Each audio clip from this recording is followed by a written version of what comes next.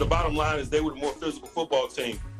It could be highlighted in terms of their front and our inability to run the ball, but just in general, I thought in all elements of play, they were the more physical group.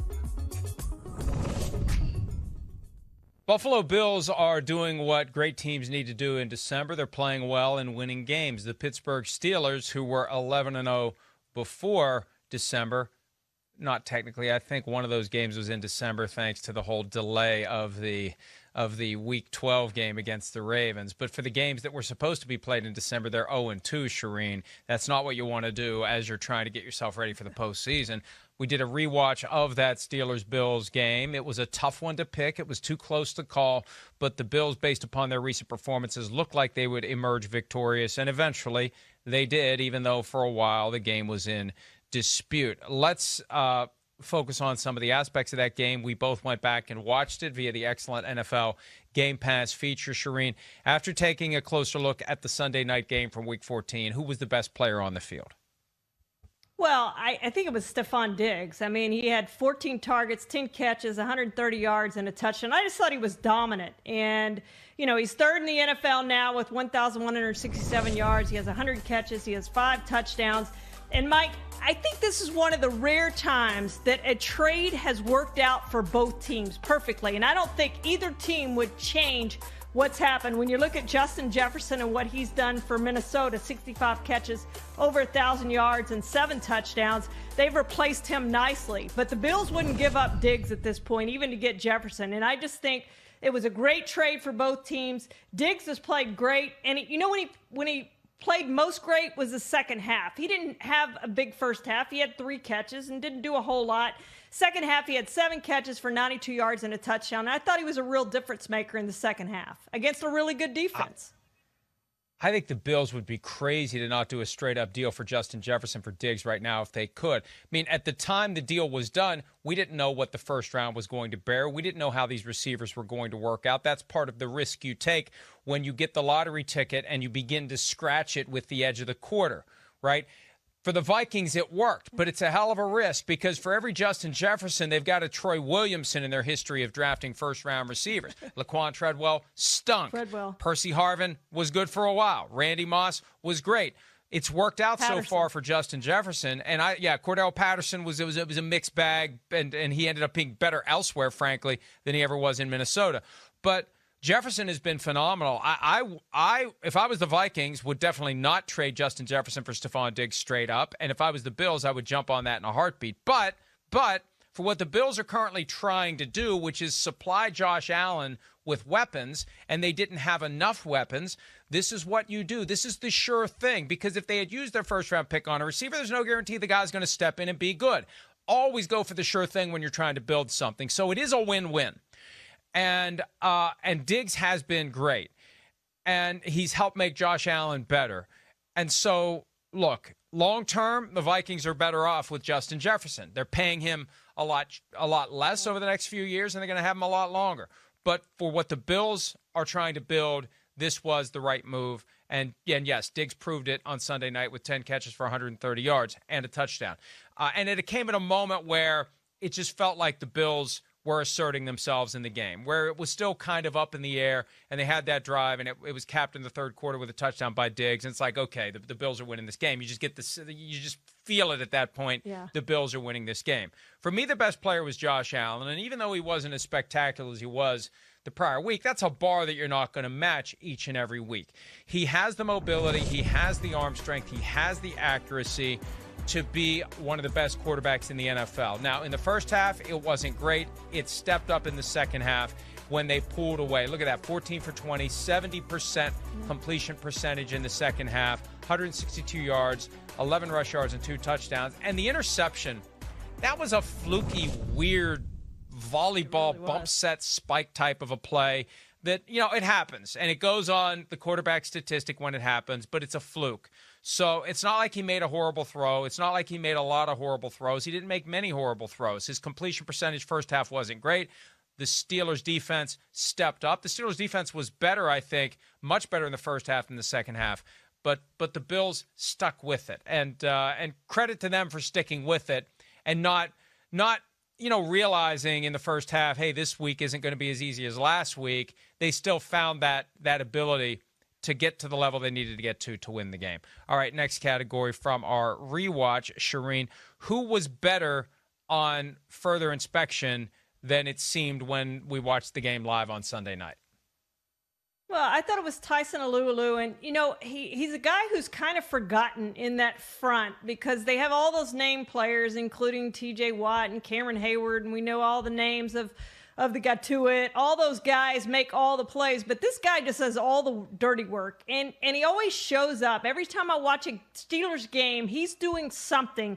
And he had the only sack of the game. That was really the most amazing part. I didn't realize they only had one sack in that game because usually you see the Steelers getting multiple sacks in every game, and they didn't do it. They didn't get to the quarterback, which is part of the reason they lost, frankly. But he had the only sack to keep that 70-game streak going of a sack and break the so-called record. I know there's a dispute on really what the record is, but the NFL claims it's a 70-game streak record. And so he kept that going with the one sack that they had. And within those 70 games, they've had 237 sacks by 29 different players. But if it wasn't for his sack, that streak would be over at this point. And I thought he played really well in that game. For me, it's Juju Smith-Schuster, who has kind of become forgotten and overlooked in Pittsburgh, even though he consistently shows up and performs well. He's had a strange career arc. Second season in the league, he has 111 catches, 1,426 yards. He's voted the team MVP.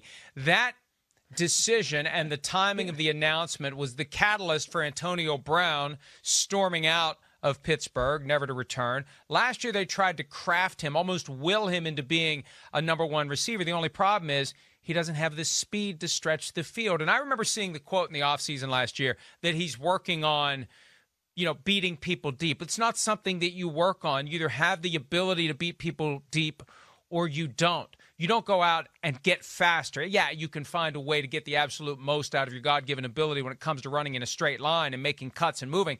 But there are actual limitations on what you can do. He was never going to be a number one guy who draws double coverage all the time. Last year was disappointing, also because they didn't have Ben Roethlisberger for most of the year. This year he's settling into a role which is possession receiver, guy you can count on, tough. He had that play in the second half where he just bowled over one of the Bills' defensive backs. He's a guy that Ben Roethlisberger needs to be looking to, also because, unlike Diontae Johnson or Eric Ebron, Juju Smith-Schuster catches the ball when you throw it to him. So he's quietly having a great year. He's on pace for 97 catches, and he's a guy that I think they just need to keep throwing the ball to because he's got that mentality. He's got that Hines Ward mentality that the Steelers need if they want to get this thing back on track. They need to rediscover the toughness that we used to know from Pittsburgh Steelers teams if they're going to perform in January like the Steelers once did. All right, give me someone who had a game, Charean, they would like to forget.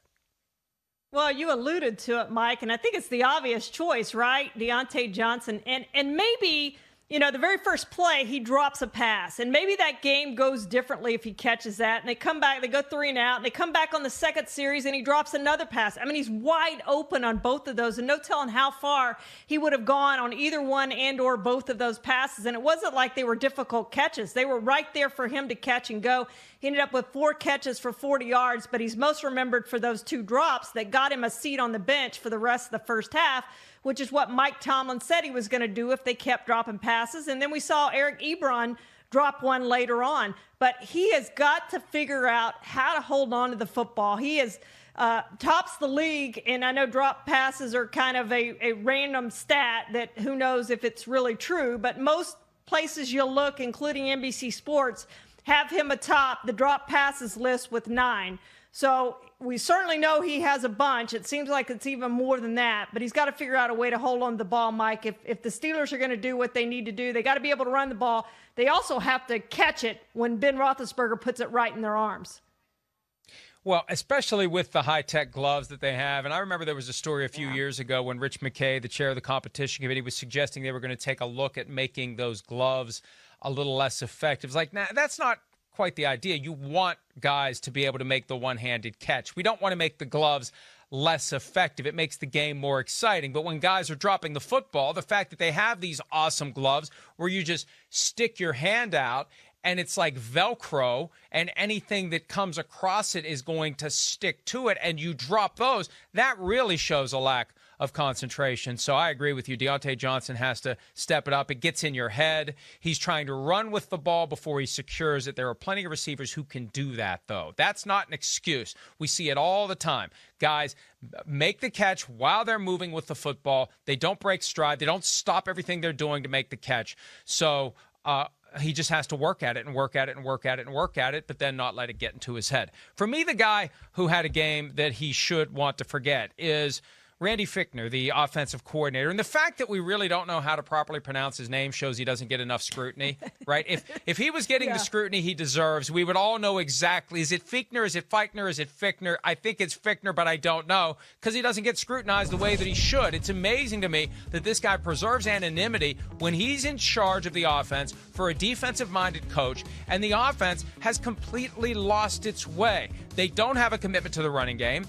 They aren't throwing the ball down the field the way they should. So many of these passes are short, and as Chris Sims says, they are predictable in their predictableness. That is his phrase, not mine.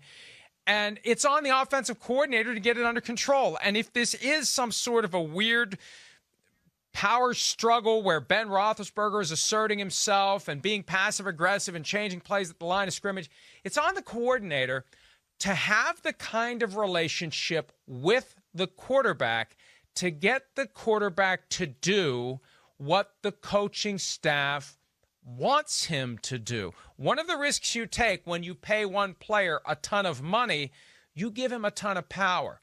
And if he decides he wants to basically launch a mutiny in a quiet sort of way, he can, and there ain't a damn thing the team can do about it. And it's incumbent on the offensive coordinator to get it under control, rediscover the run, and find a way to get the passing game to work. And it's all on him. It's ultimately on Mike Tomlin, but within the organization, it's on Randy Fichtner. And with each one of these performances where we say, where's the running game? Why are guys dropping passes? Why aren't they more effective? It all goes back to him, or at least it should, Charean.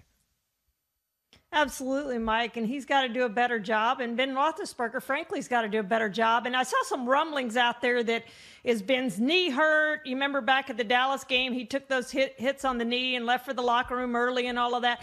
Hey, he's not on the injury report. If you're not on the injury report, everybody's banged up at this time of year. You got to go play, and you got to make the plays. And the Steelers haven't done that the last 2 weeks on offense. They scored 2 touchdowns on Sunday night, and one of those was set up on a short field with the turnover. Well, and the moment that the game turned and it felt like the Bills were going to find their way out of this mess was the play that you picked for further scrutiny, although we don't have time to really break it down. It was simple. Roethlisberger threw a ball he shouldn't have. It was intercepted. It was returned for a touchdown. The guy was shot out of a cannon, and that was the moment where it's like, okay, the Steelers aren't going to find a way to take this one from Buffalo. Buffalo's going to assert themselves and win the game. Yeah, they were up 7-3 at that point, and then they go down, they miss the extra point, so they're up 9-7 at the half. That was a huge turning point, and Tomlin said it was the significant play of the game, and it was. It was the absolute difference maker. You don't make that play, stare down the receiver, throw the interception. If they don't do that, maybe they win it. Who knows? Maybe the second half goes differently, but Ben Roethlisberger stared the receiver down. They made the pick, and it went Buffalo's way. And it's, you know, so many times, Mike, it comes down to one play, and that was the one play. Hi, I'm Mike Tirico, and thanks for watching. Make sure to hit subscribe for the latest news and highlights from NBC Sports.